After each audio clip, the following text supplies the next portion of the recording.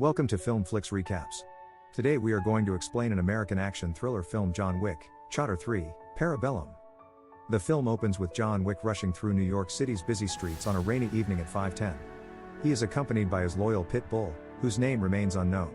John's time is running out, as he is only a few minutes away from being declared excommunicado, which means losing the high table protection, in effect from 6 p.m. To make matters worse, there is an unbelievable bounty of $14 million on his head, and danger lurks around every corner. He constantly looks at his watch and keeps running. He hails a cab. However, upon realizing that he is running out of time because of the traffic, he leaves his dog in the cab and instructs the driver to take the dog to the Continental, and hands over the dog to Karen.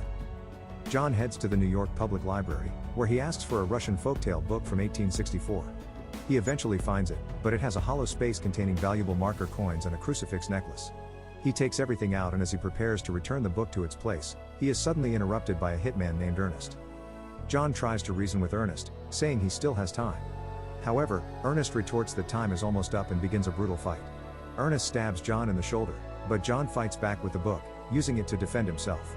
However, despite his efforts, Ernest unleashes savage blows on John. In a moment of desperation, John seizes one of Ernest's fingers, gaining the upper hand in the fight. He takes control of the situation and attacks Ernest with the book, hitting him with such force that it breaks his jaw and ultimately kills him. John exits the library, his shoulder wounded from the recent fight, and catches the attention of one of the thugs. Meanwhile, the Bowery King declares that they will not provide assistance or services to the excommunicado. John rushes to see the doctor, desperate to tend to his wounds. The doctor reluctantly agrees to treat him and starts stitching his wound. As the clock ticks to 6 p.m., the doctor is forced to stop, leaving John to finish stitching his wounds on his own. As he finishes, the doctor guides him to take a specific medicine to reduce pain. Before leaving, the doctor advises John to shoot him in strategic areas to make it look like he was forced to aid him. John follows the advice and shoots him. As John navigates through the bustling streets of Chinatown, he finds himself being pursued by a gang of thugs. The chase leads them to a dingy warehouse, where they engage in a brutal battle. The air is thick with the sounds of metal clashing against metal as John and his foes wield knives, daggers, and other deadly weapons. But despite the odds, John proves himself to be a skilled fighter, hurling knives with precision and taking down his attackers one by one. The climax of the fight sees John throwing an axe with deadly accuracy, sinking it into the leader's skull. As his dog is dropped off at the Continental by a cab driver, Karen welcomes the furry friend into the safe haven. However, John is not as fortunate as he is pursued by other gangs after leaving the warehouse. Desperately, he takes refuge in a stable, with the thugs hot on his trail. John uses his exceptional fighting skills to kill the thugs by getting the horses to kick them in the face. After dispatching a few of them, he hops on a horse and rides out of the stable. He is then chased by thugs on motorcycles but skillfully eliminates them all. Meanwhile, the bounty on his head increases to $15 million, making his situation even direr. John arrives at a theater and presents the crucifix necklace for entry. The theater is the hideout of the Ruska Roma, an organization that grooms hitmen from a young age, and where John learned his skills. He is forced to leave all his weapons, including his belt behind, before meeting the director, a member of the high table who has known John since he was young. She refers to him as Jardani, his real name. He gives her the crucifix necklace, but she says she is not bound by it since he has already been declared excommunicado. However, John reminds her that he was raised and trained as an orphan there and believes he owes her. These words persuade her to help him leave the city safely. The imposing figure of the adjudicator arrives at the Continental, a high table member tasked with resolving the chaos caused by John's rule-breaking behavior within the hotel. Upon meeting with Winston, she accuses him of aiding John by granting him a 1-hour head start before his contract was enforced. Consequently, she gives Winston an ultimatum: step down from his role as manager of the Continental within a week or face the consequences. Similarly, the adjudicator confronts the Bowery King, who provided John with sanctuary after Santino D'Antonio placed a bounty on his head. The Bowery King is also ordered to abdicate his power and influence. The high table is determined to restore order and bring those who defy their rules to justice. As John arrives in Casablanca, he is immediately targeted by hitmen but is ultimately saved by a guard who recognizes him. He is then taken to see Sophia, an old friend who is fiercely guarded by her 2 German shepherds. John gives Sophia a marker with her blood on it, which he earned when he protected Sophia's daughter and kept her hidden. Though hesitant at first, Sophia ultimately agrees to help John. His objective is to find the Elder, a figure who holds an even higher rank than the high table, and who has the power to lift John's excommunicado status. Meanwhile, the adjudicator reaches out to an assassin named Zero and his team to locate and eliminate John.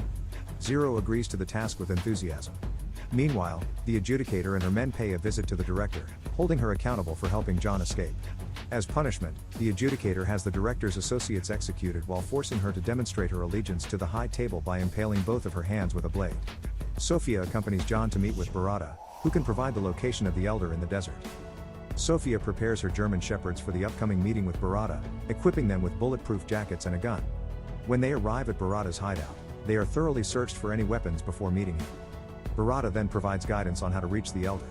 However, as they are about to leave, Barada demands one of Sophia's dogs as payment.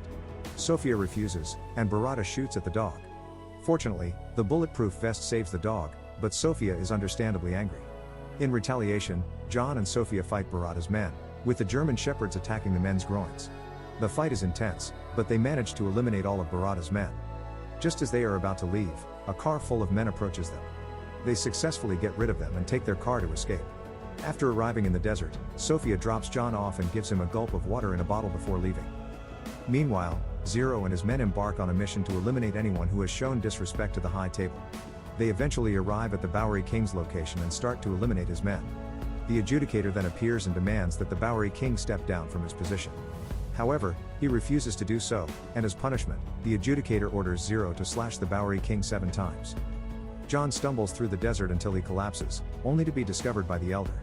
When John explains that he wants to live to honor Helen's memory, the elder becomes intrigued and decides to help him. John pledges his loyalty to the elder by cutting off his left ring finger and offering his wedding ring as payment. In exchange for killing Winston, the elder agrees to lift John's excommunicado status, to which John agrees. As John returns to New York, he is quickly spotted by potential assassins in Grand Central Station. However, they are swiftly eliminated by Zero's men, who want to reserve John for Zero to kill personally. Despite the odds stacked against him, John manages to take on and defeat Zero's men. Soon, they engage in a high-speed motorcycle chase over a bridge. Ultimately, John manages to evade their attacks before killing them off.